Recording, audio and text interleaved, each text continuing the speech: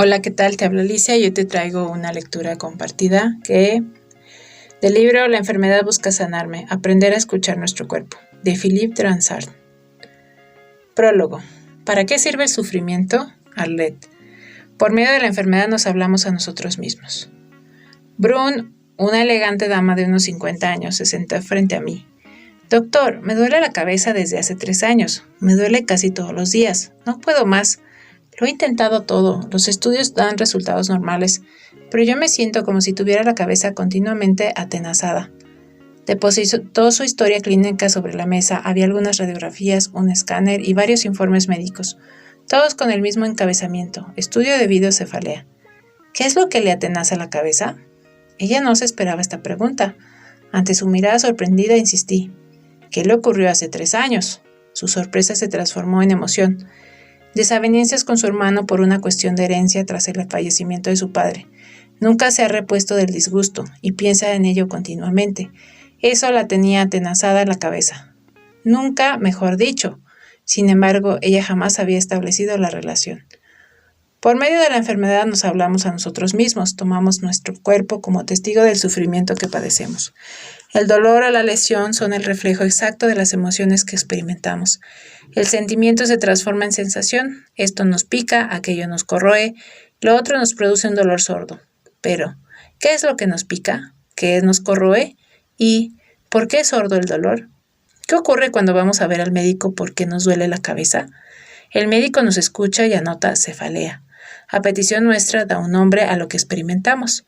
Que nuestra molestia tenga un nombre nos tranquiliza. Es algo identificado, reconocido, catalogado y, en cualquier caso, mesurable. Pero al obrar así, lo que tratamos de decirnos a nosotros mismos por medio de esa enfermedad corre el riesgo de pasar desapercibido. El diagnóstico es un paso necesario, desde luego, pero es un arma de 2 filos, porque al darle nombre a la enfermedad, al pegarle una etiqueta, nos arriesgamos a protegernos todavía más ante el interrogante que nos plantea. Que confiemos nuestra enfermedad al médico es razonable. Su papel consiste precisamente en ayudarnos y cuidarnos, pero si eludimos la responsabilidad de lo que experimentamos, si la enfermedad se convierte en un asunto del médico y solo de él, ¿en qué queda la pregunta que nos hacemos a través de ella? Nos exponemos a hacerla desaparecer con todo su bagaje. Sufrimos en nuestro cuerpo un sufrimiento del alma. ¿Por qué? Al sustituir los males por palabras, perdemos el sentido de lo que tratábamos de decirnos, nos hablamos utilizando nuestro cuerpo como metáfora, y, de pronto, lo que intentábamos decirnos se convierte en algo incomprensible. No sabemos a qué se debe nuestro sufrimiento físico, como si nos faltara la clave. Sin embargo, escuchar la enfermedad como un lenguaje interior, comprender lo que dice, es el primer paso hacia la curación. Escuchar la enfermedad. André vino a verme porque tenía un eczema desde hacía 2 años. Durante toda la consulta, en lugar de responder a mis preguntas, no hacía más que decir, me pica, me pica. Imposible hacerle decir cualquier otra cosa. Entonces, no sin cierta impaciencia, tomé una hoja de papel y escribí en una letra mayúscula, eso me pica. Subrayé eso y le pregunté a André, ¿qué es eso que le pica? Entonces se iluminó su mirada. Eso coincidía en efecto con una situación que le irritaba desde hacía 2 años, precisamente, y estalló en sollozos. A los 3 días el eczema había desaparecido. Su piel había sustituido eso. Hay cosas que a veces uno no puede decirse. Por 1000 razones resultan muy difíciles o muy dolorosas. Y entonces tomamos como testigo a nuestro cuerpo. Y, de paso, tomamos por testigo al médico. Y con mucha frecuencia también a la familia. La enfermedad es una manera de hablarse a uno mismo y de hablar a los demás. ¿Por qué? Consciente o inconscientemente le mostramos que así estamos mal. Tomamos al cuerpo y a sus órganos como metáfora para manifestar nuestro malestar. Según la definición del Petit Robert, la metáfora es una modalidad de lenguaje que consiste en una modificación de sentido por sustitución analógica. Por ejemplo, una fuente de problemas es una metáfora porque el problema no es un riachuelo, pero fluye de una fuente. Semejante modo de decir las cosas es una imagen. Tomamos la imagen de una realidad concreta, en este caso la fuente de un riachuelo, para definir algo abstracto, el origen, la causa de nuestros problemas. La metáfora es el medio más sencillo, el más natural, el más directo para expresar algo que tenemos dificultad en definir, y con mucha frecuencia tomamos algún órgano como metáfora para hablarnos a nosotros mismos y decirnos las cosas de un modo figurado. Josiane, una mujer de 43 años, se sentía oprimida, tenía la sensación de asfixiarse. Le hacía falta aire y necesitaba abrir las ventanas de todas las habitaciones. No soportaba los collares ni los jerseys con cuello de cisne.